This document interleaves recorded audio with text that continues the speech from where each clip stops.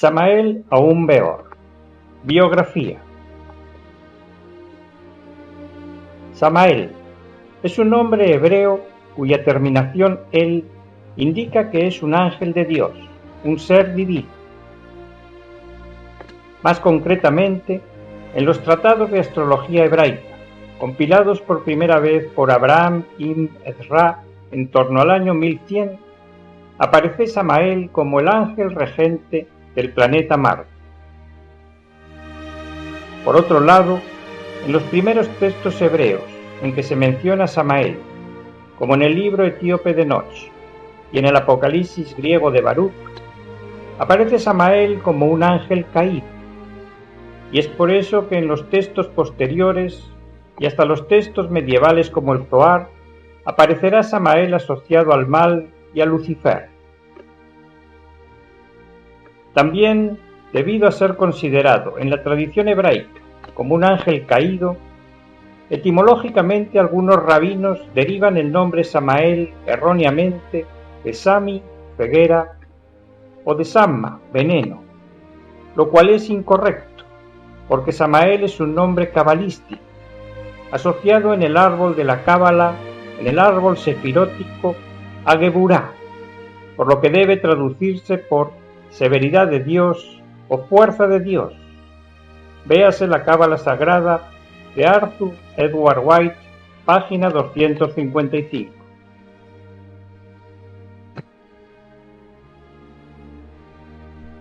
Por tanto, y como conclusión de lo anterior diremos que de acuerdo con la tradición hebraica, Samael sería un ángel de Dios, el ángel del planeta Marte, pero también sería uno de los ángeles que cayeron en la revuelta angélica de todas las religiones, también descrita por Milton en su obra El paraíso perdido. Hasta aquí lo que nos dice la tradición hebrea sobre Samael.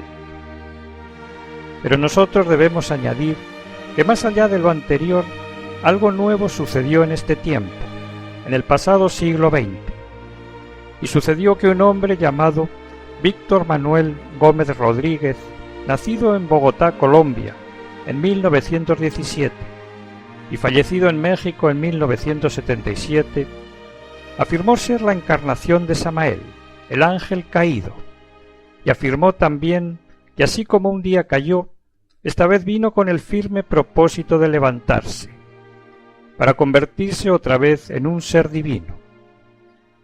Y lo logró, porque lo más sorprendente es que cuando interrogamos a los que le conocieron personalmente, y fueron muchos, dan todos fe y testimonio sin lugar a dudas de su bondad, sabiduría, poder y milagros.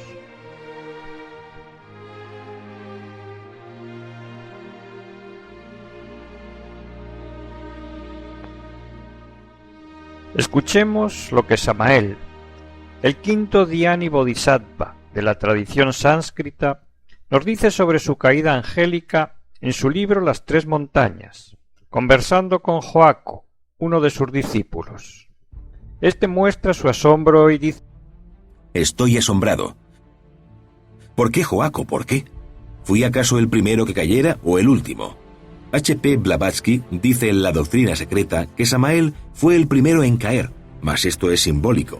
Es ostensible que soy el Dhyani Bodhisattva del quinto de los 7, y por tal motivo se dice que Samael fue el primero en caer.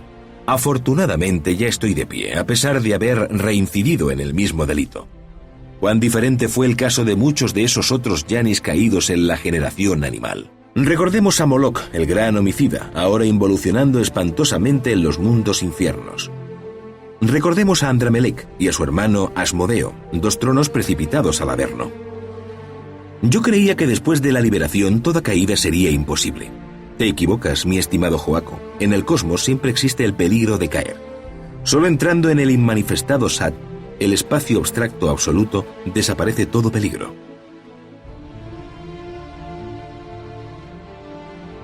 Y después de escuchar lo anterior, cabe preguntarnos: ¿qué misterio hay detrás de todo esto?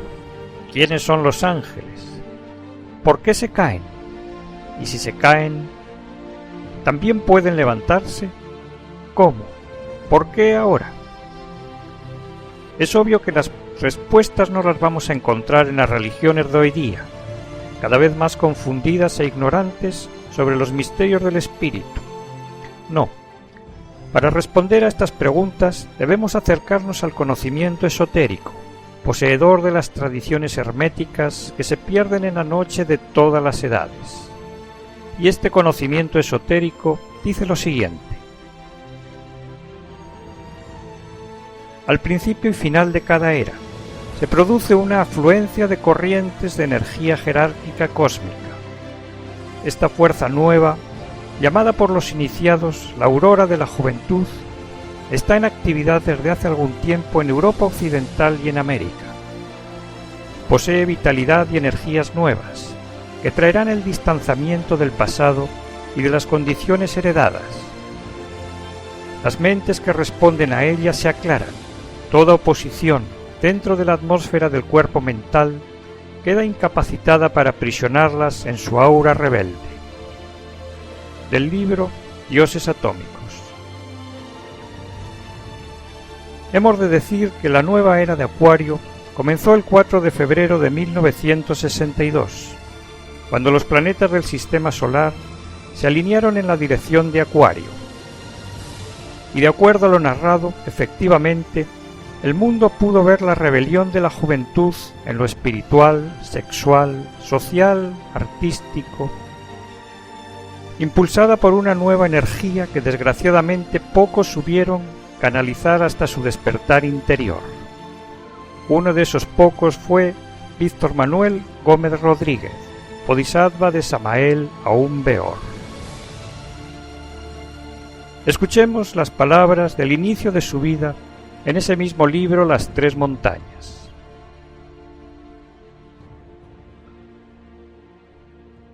No está de más aseverar solemnemente que nací con enormes inquietudes espirituales. Negarlo sería un absurdo.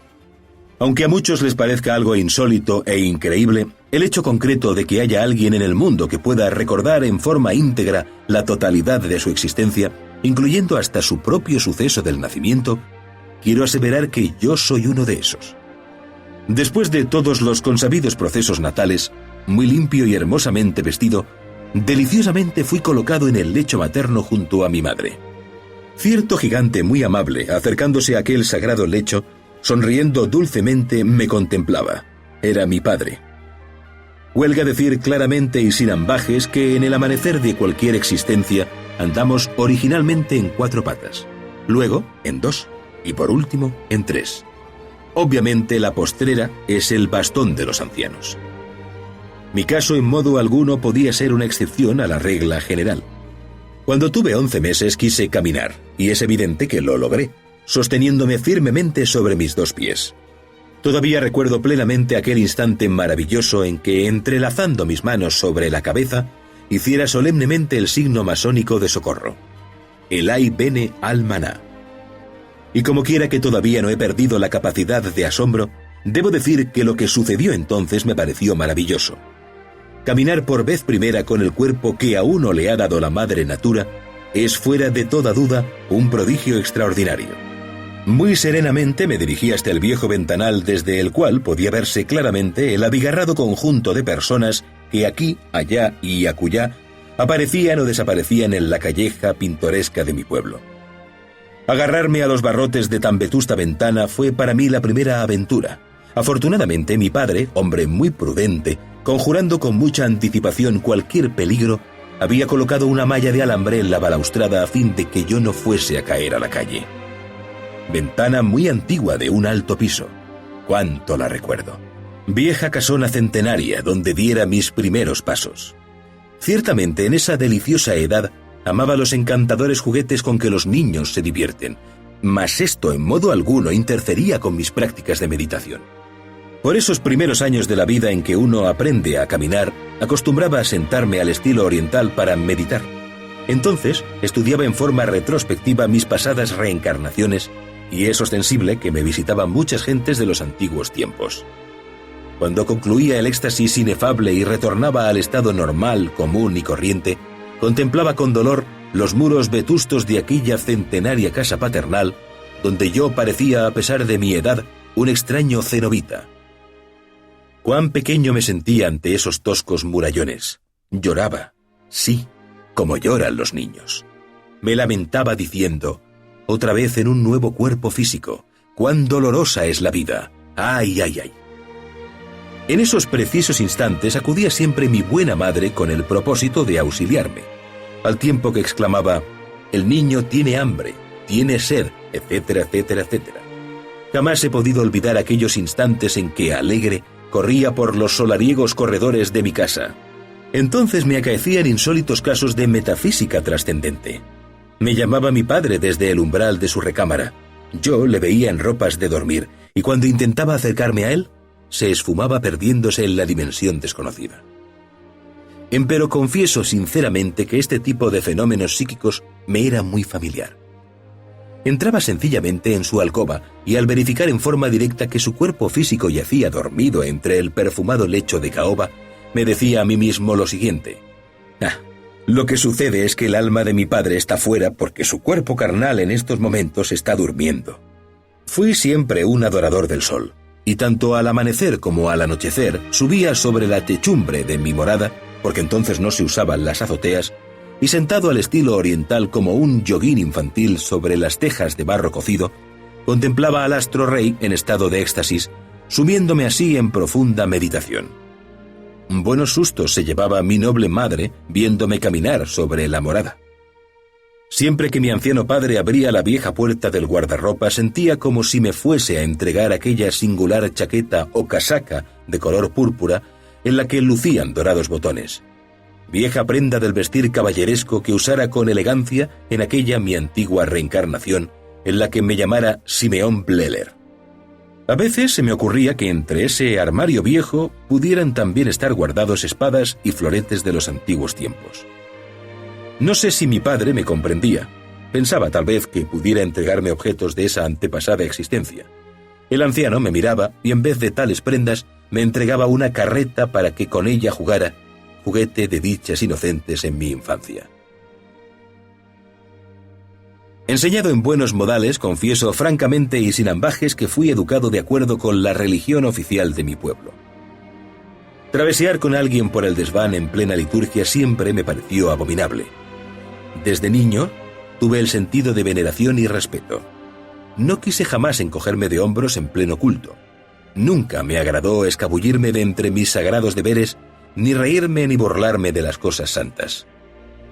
Sin querer ahora enredarme entre espinas y zarzales, debo tan solo decir que en tal secta mística, no importa cuál sea su nombre, encontré principios religiosos comunes a todas las religiones confesionales del mundo.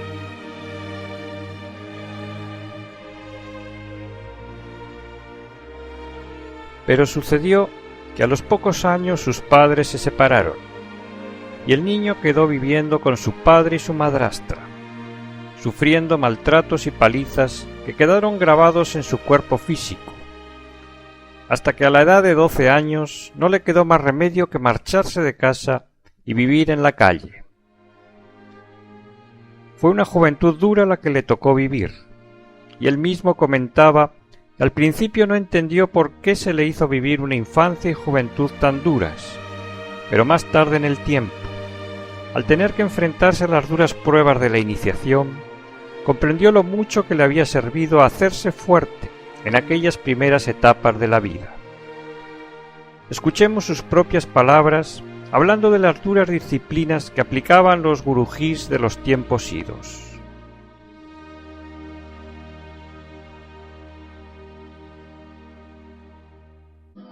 Y no me pesa haber caminado sin dinero países enteros. No me pesa haber sufrido la tormenta y los huracanes. No me pesa haber llegado a pueblos donde nadie me conocía y sin un céntimo en la bolsa. Así empecé, y mucho que me sirvió. Yo empecé en una forma natural. Mi padre, que está en secreto, quiso que así empezara, y así empecé. A otros les ha tocado empezar así, porque su gurú así lo ha establecido para su vida. Conozco el caso de un gurú de ojos negros penetrantes y mostachos negros. organizó a sus discípulos para una caravana. Recorrió países enteros para llegar a Persia, desde Rusia. Caminar por ahí entre la nieve, mujeres, hombres, unos con el pie descalzo, sangrando, durmiendo en las montañas, expuestos a los lobos, firmes en la disciplina. Llegaba a ese país de Persia, sencillamente para encontrar una casa desocupada donde... Tontería, diría cualquiera. ¿Cómo es posible un viaje con un grupo de personas que están sufriendo a través de las montañas y del hielo, durmiendo en la noche, en las selvas, expuesto a los lobos del invierno? ¿Con qué objeto? Congruente parecería. Al llegar por último a una casa que había alquilado, para eso no se necesita de todo eso. Se podría haber hecho el viaje de un maravilloso automóvil o en un avión. El gurú sabía lo que hacía. Si el discípulo va a la derecha, el gurú lo jalaba a la izquierda. Si jalaba el discípulo a la izquierda, el gurú como al caballo le jalaba las riendas para que mirara hacia la derecha. Y a sufrir un poco. Sus discípulos se forjaron desde un principio en la dura disciplina y resultaron magníficos. A mí me tocó también forjarme en principio en esa dura disciplina. Mi padre, que está en secreto, así lo hizo. No lo había entendido. Mucho más tarde en el tiempo lo entendí. Que él había seguido conmigo el mismo proceso que han seguido todos los gurús de los tiempos, sometiendo a los estudiantes primero que todo a esas duras pruebas. No hay duda de que fueron magníficos los estudiantes que por las mismas pasaron.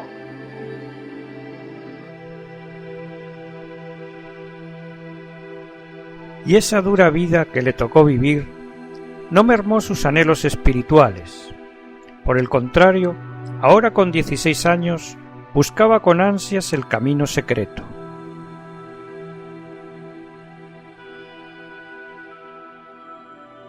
Sin ufanarme en modo alguno con tan delicadas y múltiples inquietudes de tipo filosófico y metafísico, confieso francamente y con toda sinceridad que aún no había llegado a las 16 primaveras de mi actual existencia, cuando ya me hallaba enfrascado en muchas materias de enjundioso contenido.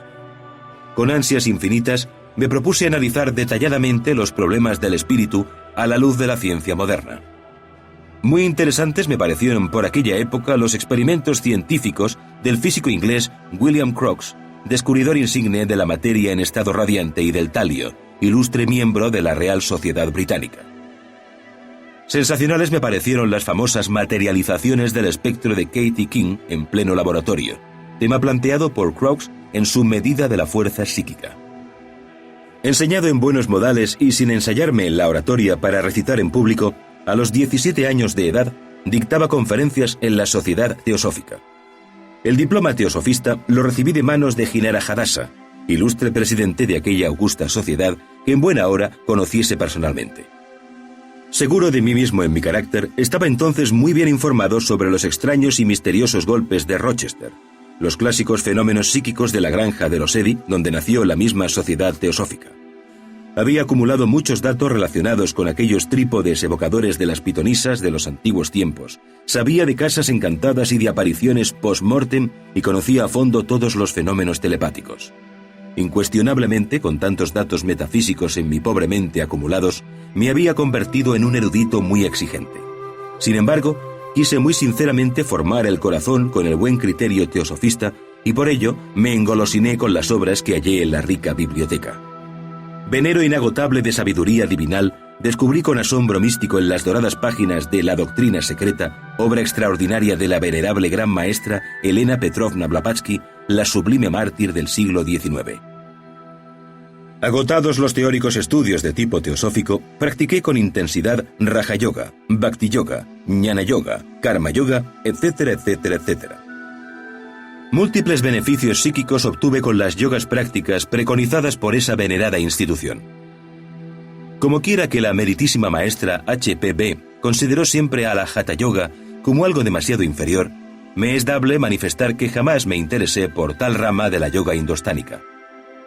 Mucho más tarde en el tiempo fui invitado a una gran asamblea de la venerable Gran Logia Blanca, donde en plena ágora se calificó a la Hatha Yoga como auténtica magia negra. Y tras estudiar y practicar las enseñanzas teosóficas, a los 18 años entra en contacto con la Escuela Rosacruz.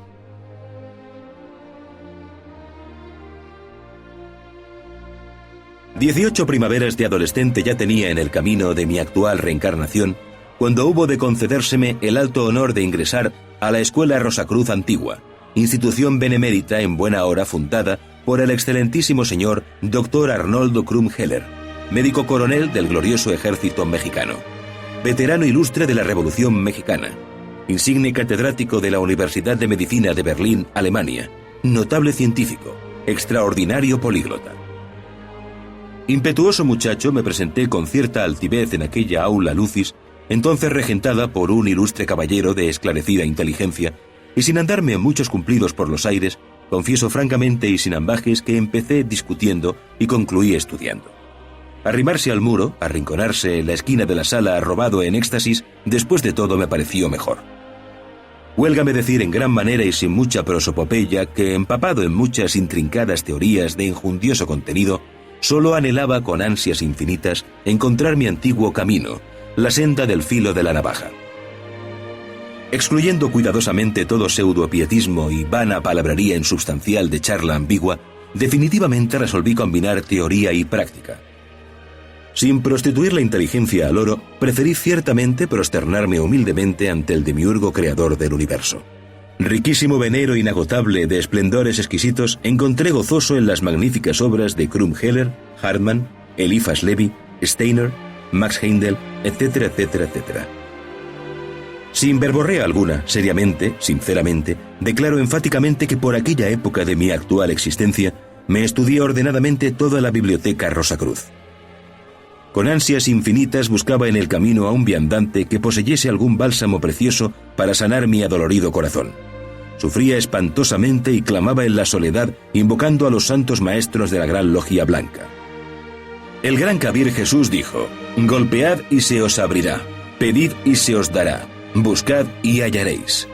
En nombre de eso que es lo real, declaro lo siguiente: cumpliendo con las enseñanzas del Evangelio cristiano, pedí y se me dio, busqué y hallé, golpeé y se me abrió. Tratándose de estudios tan largos y complejos como son esos de los Rosacruces, es incuestionable que el temario en modo alguno cabría dentro del estrecho marco del presente capítulo. Por ello, me limitaré a sintetizar y concluir. Chakra frontal. Se desarrolla con la entonación de la vocal I así. Y... facultad clarividencia. Chakra laríngeo. Se desarrolla cantando la vocal E, así. Facultad oído mágico. Chakra cardíaco. Se desarrolla vocalizando la letra O, así. O. Facultades, intuición, desdoblamientos astrales, etcétera, etcétera. Chakra umbilical. Se desarrolla entonando la vocal U, así. U. Facultad telepatía. Chakras pulmonares. Se desarrolla cantando la letra A, así. A. Facultad recordación de existencias anteriores. I, E, O, U, A es el orden de las vocales. Con estas letras se forman todos los mantrams. Decía el doctor Krum Heller que una hora diaria de vocalización era mejor que leer 1.000.000 de libros de pseudoesoterismo y pseudoocultismo. Yo entonces inhalaba con avidez suprema el prana cristónico, el aliento vital de las montañas, y luego exhalaba lentamente haciendo resonar la correspondiente vocal. Manifiesto para mayor claridad que cada vocal iba precedida de una inhalación, y que sólo resonaba al exhalar. Es obvio que inhalaba por las fosas nasales y que exhalaba por la boca. Resultados concretos. Todos mis chakras astrales o centros magnéticos intensificaron su actividad vibratoria, rotando positivamente de izquierda a derecha, como las manecillas de un reloj visto, no de lado, sino de frente. Ejercicio retrospectivo. Con mucha didáctica nos enseñó el profesor cierto ejercicio retrospectivo maravilloso. Nos aconsejó jamás movernos en el lecho en el instante del despertar, explicándonos que con tal movimiento se agita el cuerpo astral y se pierden los recuerdos. Es incuestionable que durante las horas de sueño, las almas humanas viajan fuera del cuerpo físico. Lo importante es no olvidar nuestras experiencias íntimas al regresar al cuerpo. Nos indicó practicar en ese preciso momento un ejercicio retrospectivo con el inteligente propósito de recordar hechos, ocurrencias y lugares visitados en sueños. Indudablemente y sin exageración alguna, me es dable poner cierto énfasis para aseverar solemnemente que cada uno de mis chakras astrales se desarrolló extraordinariamente, intensificándose por ese motivo las percepciones de tipo clarividente, clariaudiente, etcétera, etcétera, etcétera. Retirada. Poco antes de retirarme de aquella benemérita institución, clamó aquel profesor diciendo que ninguno de los de aquí presentes se atreva a autocalificarse de Rosacruz, porque todos nosotros no somos sino simples aspirantes a Rosacruces. Y luego añadió con gran solemnidad: Rosacruz es un Buda, un Jesús, un Morya, un KH, etcétera, etcétera, etcétera.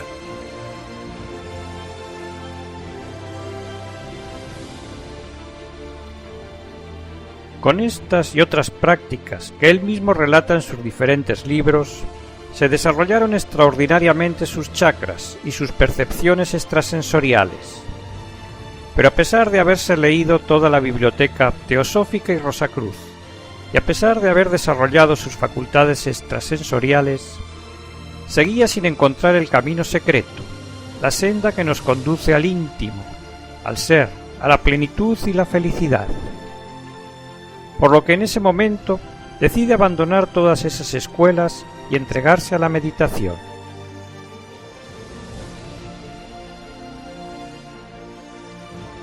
Flanqueado de murallas intelectivas, hastiado de tantas teorías tan complicadas y difíciles, resolví viajar hacia las costas tropicales del Mar Caribe.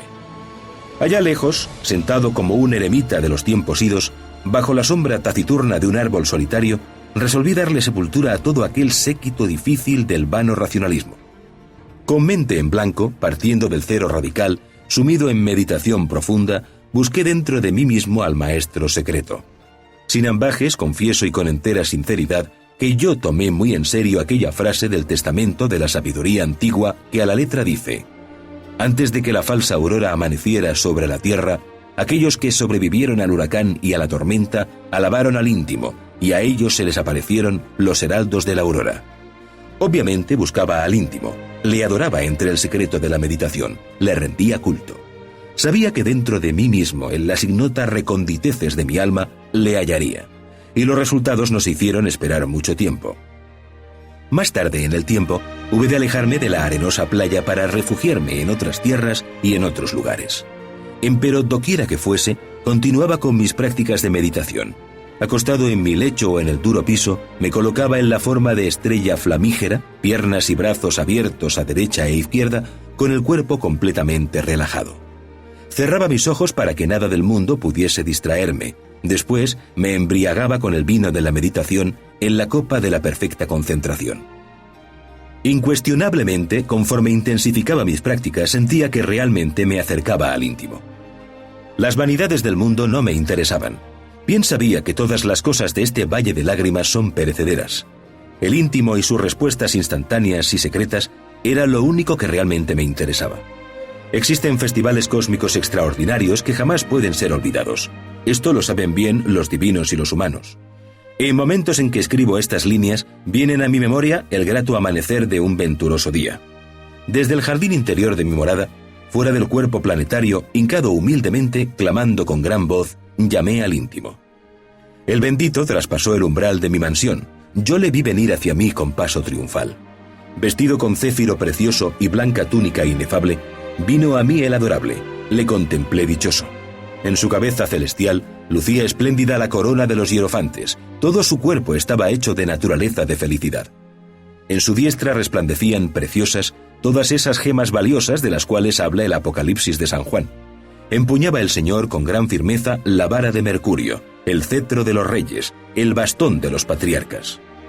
Tomándome en sus brazos, cantó el venerable con voz de paraíso diciendo cosas que a los seres terrenales no les es dable comprender.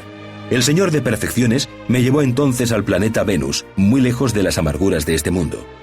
Así fue como me acerqué al íntimo por el camino secreto de la meditación interior profunda.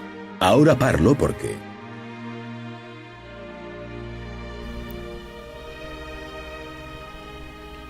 Y fue su contacto con el íntimo, con su ser, con Samael, lo que trajo un cambio radical en su vida. En primer lugar, conoció quién era él, un bodhisattva caído, el alma humana del ángel Samael, y comprendió que debía levantarse de nuevo y unirse con su íntimo. En segundo lugar, se le dijo que debía escribir la enseñanza, el mapa del camino, para que los que quisieran pudieran también levantarse. Y en tercer lugar, se le dijo que habría de formar una nueva cultura, una nueva civilización, y para ello habría en su momento de conducir un éxodo con todos aquellos que se hubieran levantado o que estuvieran tratando de levantarse. Estaba entrando al camino iniciático y estaba empezando a sufrir las rigurosas pruebas del camino por aquel tiempo.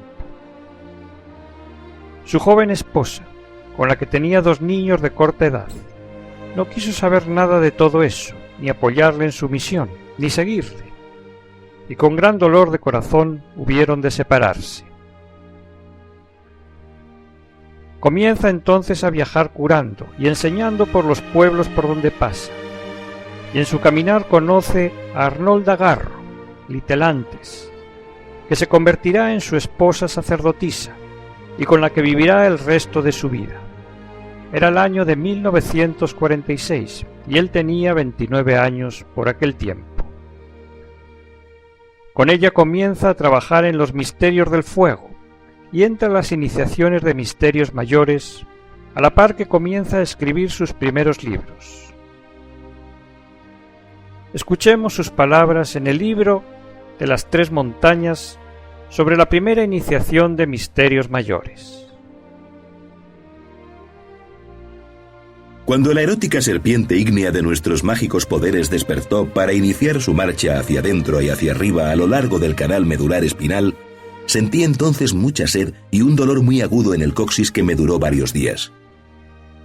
Entonces fui agasajado en el templo. Jamás he podido olvidar aquel gran evento cósmico. Por aquella época, yo moraba en paz en una pequeña casa a la orilla del mar, en la zona tropical de las costas del Caribe. El ascenso del Kundalini de vértebra en vértebra se realizó muy lentamente de acuerdo con los méritos del corazón. Cada vértebra es muy exigente. De esto podemos inferir difíciles pruebas. Como corolario afirmamos, no es posible el ascenso del Kundalini a tal o cual vértebra si para ello no llenamos las condiciones morales precisas. En los mundos superiores a estas 33 vértebras espinales se las denomina con términos simbólicos como los siguientes: cañones, pirámides, cámaras santas, etcétera, etcétera, etcétera. El místico ascenso de la flama del amor de vértebra en vértebra y de chakra en chakra a lo largo del canal medular se realizó ciertamente sobre la base de la magia sexual, incluyendo la santificación y el sacrificio. El Mahatma asistente me brindó auxilio conduciéndome el fuego sagrado desde el hueso coccígeo, base de la espina dorsal, hasta la glándula pineal, situada, como ya es sabido por los médicos, en la parte superior del cerebro. Posteriormente, aquella gran alma hizo fluir con gran maestría mi fuego erótico hasta la región del entrecejo. La primera iniciación del fuego devino como corolario cuando la serpiente ígnea de nuestros mágicos poderes hizo contacto con el átomo del Padre en el campo magnético de la raíz de la nariz. Fue ciertamente durante la ceremonia mística de la Última Cena cuando se fijó la fecha cósmica de la iniciación. Yo aguardé con ansiedad infinita fecha y hora de la iniciación. Se trataba de un 27 sacratísimo. Quería una iniciación como aquella que el comandante Montenero recibiera en el templo de Chapultepec, o como es otra que Ginés de Lara, el Deva reencarnado, tuviera en aquel Sancta Sanctorum o Aditya de los caballeros templarios en la noche extraordinaria de un eclipse de luna. Pero mi caso fue ciertamente muy diferente, y aunque parezca increíble, la noche de la iniciación me sentí defraudado. Reposando con angustia infinita en mi duro lecho dentro de una humilde choza a orillas del mar, pasé la noche en vela aguardando inútilmente. Mi esposa sacerdotisa dormía, roncaba, a veces se movía en su lecho o pronunciaba palabras incoherentes. El mar, con sus olas furiosas, golpeaba la playa rugiendo espantosamente, como protestando. Amaneció y nada. ¡Qué noche de perros, Dios mío! ¡Válgame Dios y Santa María! ¡Qué de tempestades intelectuales y morales hube de experimentar en aquellas mortales horas nocturnas! Realmente no hay resurrección sin muerte ni amanecer alguno en la naturaleza ni en el hombre, sin que le precedan las tinieblas, tristezas y atonías nocturnas que hacen más adorable su luz. Todos mis sentidos fueron puestos a prueba, torturados en agonías mortales que me hicieron exclamar: «Padre mío, si es posible pasa de mí este cáliz, mas no se haga mi voluntad, sino la tuya». Al salir el sol, como bola de fuego que pareciera brotar de entre el tempestuoso océano, despertó Litelantes diciéndome: «¿Se acuerda de la fiesta que le hicieron allá arriba? Usted recibió la iniciación». «¿Cómo? ¿Pero qué está usted diciendo? ¿Fiesta? ¿Iniciación? ¿Cuál? Yo lo único que sé es que he pasado una noche más amarga que la hiel». «¿Qué?», exclamó Litelantes asombrada. «¿Entonces usted no trajo a su cerebro físico recuerdo alguno? ¿No se acuerda de la gran cadena? ¿Olvidó las palabras del gran iniciador?». Abrumado con tales preguntas, interrogué a Litelantes diciendo: «¿Qué me dijo el gran ser?». «Se le advirtió», exclamó la dama adepto, «de que de hoy en adelante tendrá doble responsabilidad por las enseñanzas que dé en el mundo. Además», dijo Litelantes, «se le vistió con la túnica de lino blanco de los adeptos de la fraternidad oculta y se le entregó la espada flamígera». «Ah, ya entiendo. Mientras yo pasaba tantas amarguras en mi lecho de penitente y anacoreta, mi real ser interior recibía la cósmica iniciación».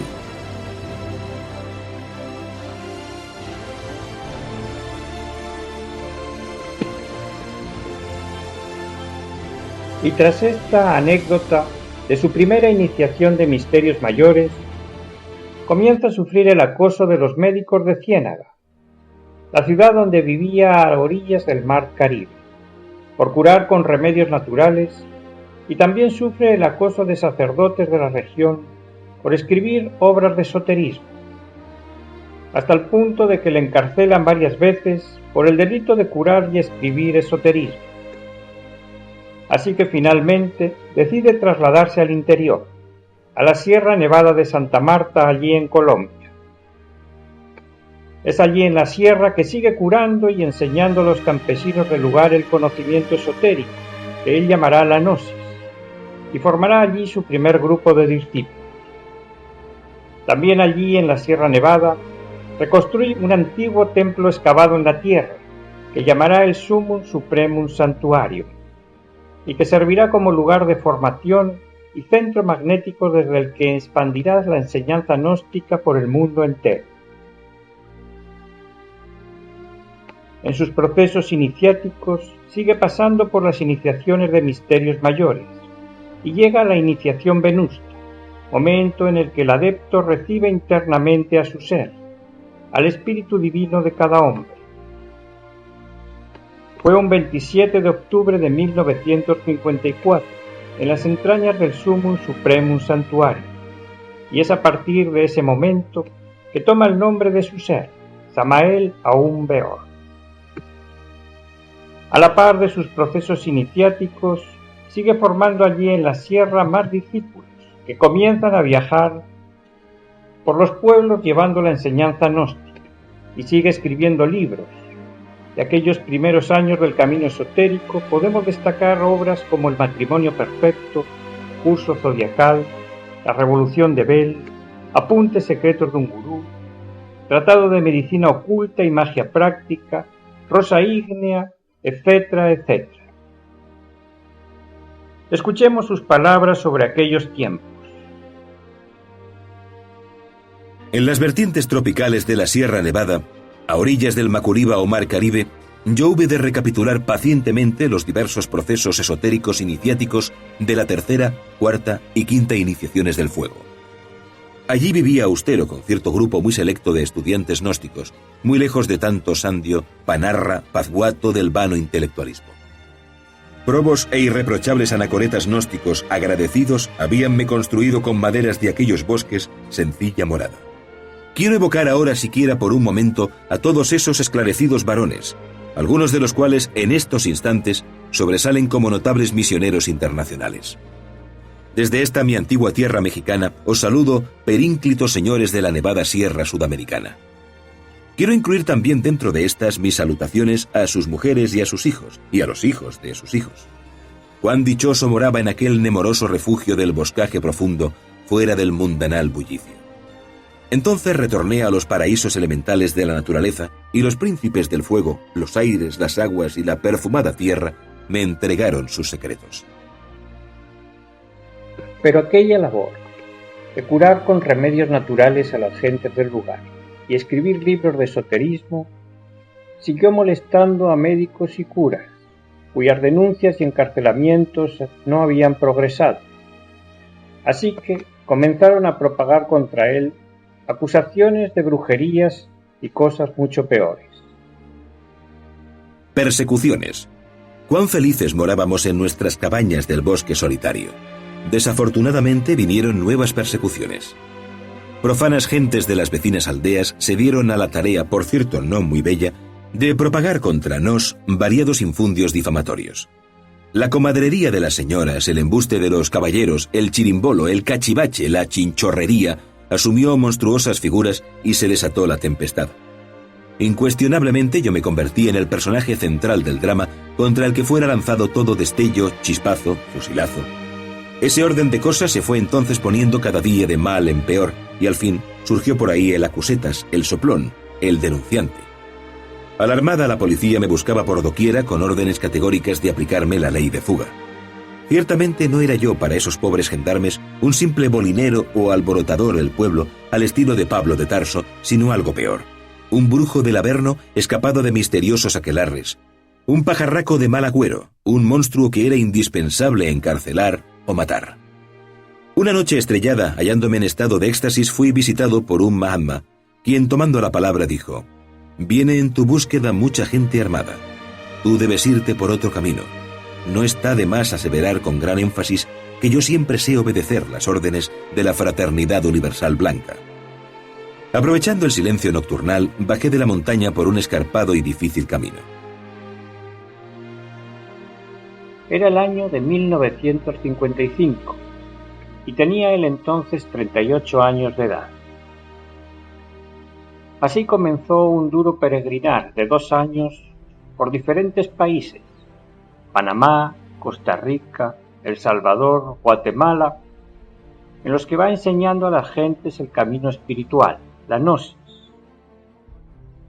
a la vez que escribe libros que envía por correo a Colombia para su impresión.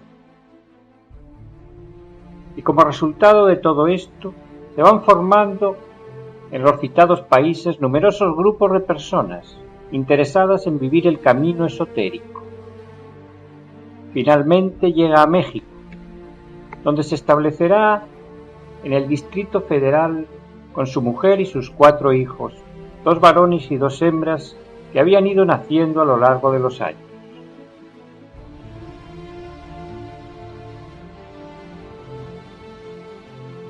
En 1958 entra en contacto con 2 importantes movimientos espirituales: el ALAS, Acción Libertadora de América del Sur, dirigido por el señor Francisco Propato, maestro Luxemil, y el Aryabharta Asrama en la India, dirigido por el Swami Sivananda.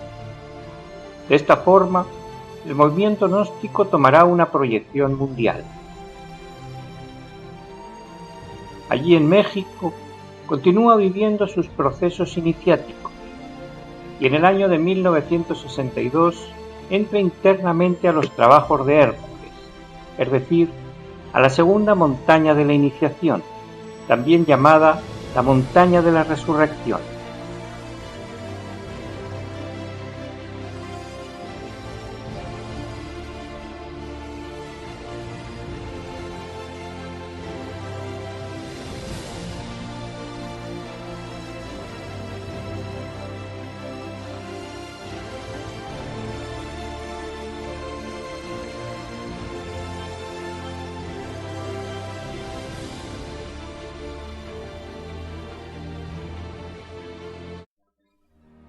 Aclaremos que las 8 iniciaciones de misterios mayores constituyen lo que se llama en el esoterismo la primera montaña de la iniciación. Después vienen los procesos iniciáticos de la segunda montaña, los cuales están simbólicamente representados por los 9 primeros trabajos que tuvo que hacer Hércules en la mitología griega para convertirse en un dios, y están representados también por el Vía Crucis que vivió el Cristo Jesús en Tierra Santa. Son procesos como el Vía Crucis dolorosos, procesos de perfeccionamiento interno, donde el adepto baja a los mundos infiernos, también descritos por el Dante Alighieri, y baja a desintegrar sus propias abominaciones. Así describe el maestro Samael su entrada a la segunda montaña de la iniciación. Era el año de 1963. Es ostensible que nosotros, los hermanos del templo de los 2 veces nacidos, habíamos eliminado de nuestra psiquis variados elementos subjetivos, infrahumanos, empero después de haber pasado por las 8 iniciaciones, anhelábamos con todas las fuerzas del alma ingresar a los esotéricos trabajos mágicos de la montaña de la resurrección. Se nos dijo en el templo que debíamos aguardar con infinita paciencia al abad del monasterio, mas es evidente que las horas transcurrían largas y aburridoras con una monotonía insoportable. El venerable no parecía ciertamente tener prisa alguna. Algunos de esos veteranos de la primera montaña se movían por doquiera, aquí, allá y acullá, protestando impacientes por la singular demora del superior. Hay casos que sorprenden en la vida y uno de ellos fue la asombrosa entrada del abad en el templo. Todos los hermanos de la orden sagrada quedamos estupefactos, pues algunos de los nuestros ya habían perdido la esperanza de ver al maestro. Frente a la sacra cofradía habló el venerable diciendo: «A ustedes, hermanos, les hacen falta 2 virtudes que este hermano tiene». Esto dijo al tiempo que me señalaba con el dedo índice. Posteriormente, en forma dulce e imperativa a la vez, me ordenó así: «Dígales usted, hermano, cuáles son esas 2 virtudes». «Hay que saber ser pacientes, hay que saber ser serenos», exclamé con voz pausada y clara. «¿Ya ven? ¿Se convencieron?», prorrumpió el abad con gran solemnidad. Todos los adeptos, espantados y maravillados a la vez, optaron por guardar un respetuoso silencio. Incuestionablemente, todos los miembros de la congregación, a excepción mía, hubieron entonces de ser aplazados, pues solo mi insignificante persona, que nada vale, salió victoriosa en la difícil prueba. El austero hierofante me obsequió luego una hermosa naranja. Yo capturé de inmediato su honda significación. Mucho más tarde en el tiempo, hube de comparecer ante la hermandad de otro monasterio de la Fraternidad Universal Blanca, con el propósito definido de recibir instrucciones y firmar documentos. Entonces, se me previno con las siguientes palabras: «Debes cuidarte muy bien del frío lunar. Volver a la fragua encendida de Vulcano después de un largo receso me fue urgente». Aunque previamente había formado jurídicamente en Colombia el movimiento gnóstico cristiano universal, una vez en México forma también la Asociación Gnóstica de Estudios Antropológicos y Culturales. Estas 2 serán las instituciones con las que la enseñanza gnóstica se irá difundiendo por todo el mundo. Por otro lado, sigue escribiendo libros que envía por correo a Santa Marta, en Colombia, donde uno de sus discípulos, que posee una imprenta, los imprime y distribuye a los grupos que se han ido formando en toda Sudamérica. De los años 60 y 70 son obras como La Gran Rebelión, Psicología Revolucionaria, Los Misterios Mayores, El Misterio del Áureo Florecer, Mi Retorno al Tíbet, La Doctrina Secreta de Anáhuac, Las 3 Montañas, Si hay infierno, si hay diablo, si hay karma, etc. En total, su obra constará de unos 70 libros, incluyendo pequeños folletos. Desde que en 1956 se estableciera en el Distrito Federal con su familia, el maestro Samael no hará ningún viaje fuera de México, porque internamente se lo prohíben por su propia seguridad. En esos años se comunicará por carta con los numerosos grupos y personas que se van sumando a las filas gnósticas. Finalmente, en el año 1975, organiza en México el primer congreso internacional, llamado Encuentro Internacional de la Cultura Hermética, para poder atender personalmente a las delegaciones y gentes de toda Sudamérica que desean conocerle personalmente. En dicho congreso, el maestro Samael pronunciará varias conferencias explicando el esoterismo gnóstico y realizará prácticas con los asistentes, donde muchas gentes serán testigos de las curaciones prodigiosas que realiza a varios asistentes al congreso que venían con discapacidades físicas. Contaba por entonces el maestro 58 años de edad y estaba pasando internamente por los últimos procesos de la segunda montaña, llamados también la iniciación de Job por su gran dureza. El éxito del Congreso de 1975 es tal que al año siguiente se organiza un nuevo congreso, llamado el Primer Congreso Gnóstico Internacional de Antropología, que se realizó entre el 27 de octubre y el 3 de noviembre de 1976, en la ciudad mexicana de Guadalajara. Este congreso marcará un hito en el desarrollo de la enseñanza gnóstica a nivel mundial. Al congreso acuden varios miles de personas de toda Sudamérica, así como personalidades de la cultura, como el actor Mario Moreno Cantinflas. La prensa internacional cubre el evento y los asistentes salen entusiasmados. En el congreso se trazan planes para expandir la enseñanza gnóstica hacia Estados Unidos, Canadá y Europa. Y el maestro Samael aprovecha también aquella reunión para conciliar las diferencias entre dos de sus discípulos, diferencias que estaban creando divisiones en los grupos de Colombia.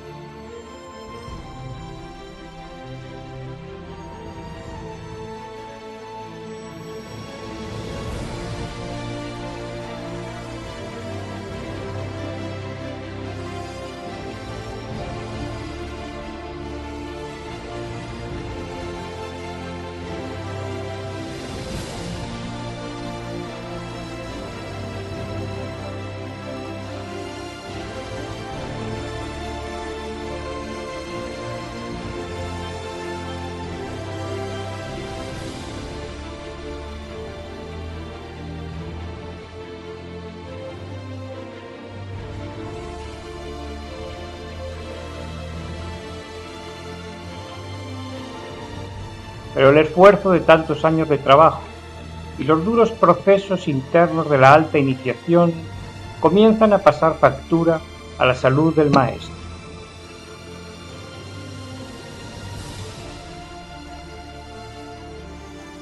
En 1977, el maestro termina los procesos iniciáticos de la segunda montaña, la de la resurrección, convirtiéndose así en un maestro resurrecto. Estos procesos son llamados de la resurrección porque al final de estos trabajos se dice que resucita, es decir, queda establecido permanentemente dentro del adepto su espíritu divino.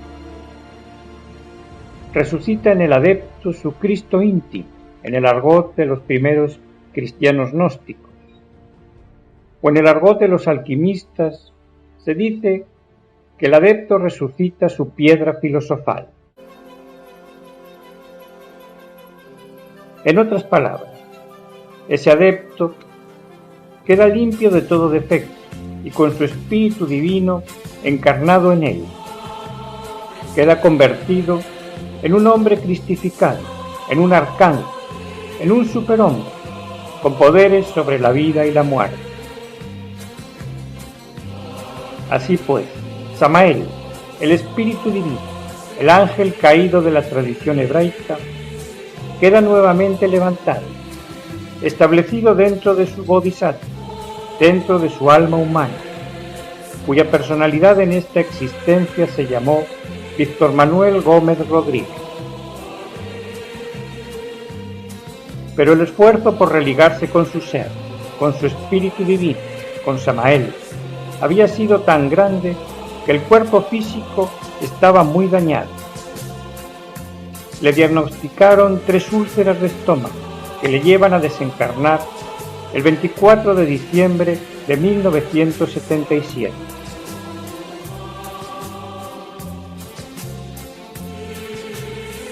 En ese momento, la gnosis se expandía rápidamente por Canadá y Estados Unidos, y poco después lo haría por Europa y Asia, bajo su dirección desde los mundos internos de conciencia. Su labor de difusión de la enseñanza estaba terminada. Ahora, como dijo él alguna vez, hay que esperar a que la levadura fermente, y esto ya depende solo de cada uno de nosotros, puesto que todos tenemos libre albedrío para aprovechar la enseñanza, despertar la conciencia y encarnar a nuestro espíritu divino, o dejar pasar esta gran oportunidad que las corrientes jerárquicas de Acuario y su avatar Samael aún Beor nos han dado en este momento. Al igual que hace 2020 años, nos lo dirá el Cristo Jesús en el comienzo de la era de Cristo. Pero como siempre ocurre, con el paso de los siglos, esas enseñanzas quedaron adulteradas y desvirtuadas. Por eso era necesario mostrar de nuevo a la humanidad la senda secreta, el camino angosto y estrecho que conduce a la luz. Les dejamos para terminar con las palabras del maestro Samael en el prólogo de su libro Las 3 montañas, hablándonos precisamente del camino secreto. Sin querer en modo alguno herir delicadas susceptibilidades, debemos enfatizar la idea básica de que en el ambiente cultural espiritual de la humanidad contemporánea coexisten variadas instituciones venerables que muy sinceramente creen conocer el camino secreto y que sin embargo no lo conocen. Permítasenos la libertad de decir con gran solemnidad que no queremos hacer crítica destructiva. Enfatizamos, y es ostensible, que eso no es delito. Obviamente, y por un simple respeto muy profundo hacia nuestros semejantes, jamás nos pronunciaríamos contra ninguna mística institución. A ningún elemento humano podría criticársele por el hecho de desconocer algo que nunca se le ha enseñado. El camino secreto jamás ha sido develado públicamente. En términos rigurosamente socráticos, diríamos que muchos eruditos que pretenden conocer a fondo la senda del filo de la navaja, no solo la ignoran, sino además ignoran que la ignoran. No queriendo indicar o señalar organizaciones espirituales de ningún tipo y sin el ánimo de zaherir a nadie, diremos simplemente que el ignorante ilustrado no solamente no sabe, sino además no sabe que no sabe. En todos los libros sagrados de la antigüedad se hace alusión al camino secreto, se le cita, se le nombra en muchos versículos, mas la gente no lo conoce. Develar, indicar, enseñar la senda esotérica que conduce a la liberación final es, ciertamente, el propósito de esta obra que tienes en tus manos, querido lector. Este es un libro más del Quinto Evangelio. Goethe, el gran iniciado alemán, dijo: «Toda teoría es gris y solo es verde el árbol de dorados frutos que es la vida». Vivencias trascendentales es ciertamente lo que entregamos en este mi nuevo libro. Lo que nos consta, lo que hemos experimentado directamente. Es inaplazable trazar los mapas del camino, indicar con precisión cada paso, señalar los peligros, etcétera, etcétera, etcétera. Hace algún tiempo los guardianes del Santo Sepulcro me dijeron: «Sabemos que te vas, mas antes de que te marches, debes dejarle a la humanidad los mapas del camino y tus palabras». Yo respondí diciendo: «Eso será lo que haré». Desde entonces, me comprometí solemnemente a escribir este libro. Y como al árbol se le conoce por sus frutos, y al hombre por sus obras, si tu alma, amable lector, está está ansiosa de la sabiduría divina. Te invitamos a leer las obras del quinto de los 7, el arcángel Samael, el ángel caído de la tradición hebraica, que hoy está nuevamente en pie, iniciando la nueva era de Acuario entre el augusto tronar del pensamiento.